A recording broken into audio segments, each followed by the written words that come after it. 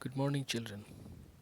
तो चलिए आज हम कक्षा 3 के हिंदी व्याकरण पढ़ते हैं। जैसा कि हमने कल पढ़ा था भाषा व भाषा के भेद के बारे में, मैं फिर से एक बार बता देना चाहता हूँ कि भाषा वह माध्यम है जिसके द्वारा हम अपने भावनाओं को या भावों को दूसरे तक पहुँचाते हैं, बोलकर या लिखकर। भाषा के दो भेद हैं, मौखिक भाषा और लिखित भाषा।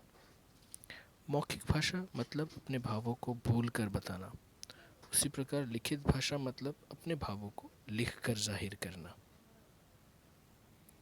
तो चलिए आज हम कुछ नया सीखते हैं।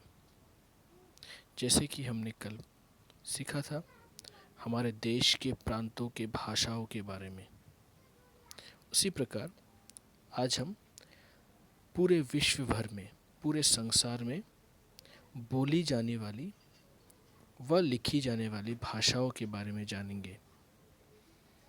संसार में बहुत सी भाषाएं बोली और लिखी जाती है।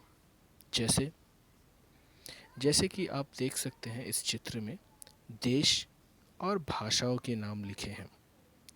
तो मैं पढ़कर आपको बताता हूँ। चीन में चीनी भाषा बोली जाती है, फ्रांस में फ्रेंच भाषा बोली जाती है, स्पेन में स्पेनिश भाषा बोली जाती है, अमेरिका में अंग्रेज़ी भाषा बोली जाती है। उसी प्रकार जापान में जापानी भाषा बोली जाती है, जर्मनी में जर्मन भाषा बोली जाती है, इंग्लैंड में अंग्रेज़ी भाषा बोली जाती है तथा अरब में अरबी भाषा बोली जाती है। यह हमारे विश्व के विभिन्न देशों के भाषाओं के नाम हैं।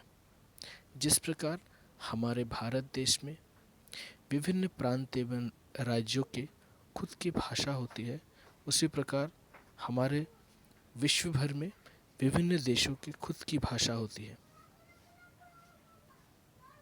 तो चलिए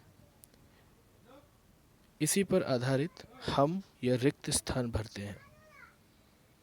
मैं प्रश्न आपको पढ़कर बताता हूँ। विचारों के आदान प्रदान के माध्यम को डैश कहते हैं। ख भाषा के डैश रूप होते हैं। ग भाषा में बोला या लिखा नहीं जाता। घ भाषा के लिखने के तरीके को डैश कहते हैं। भाषा के नियमों की जानकारी डैश से मिलती है।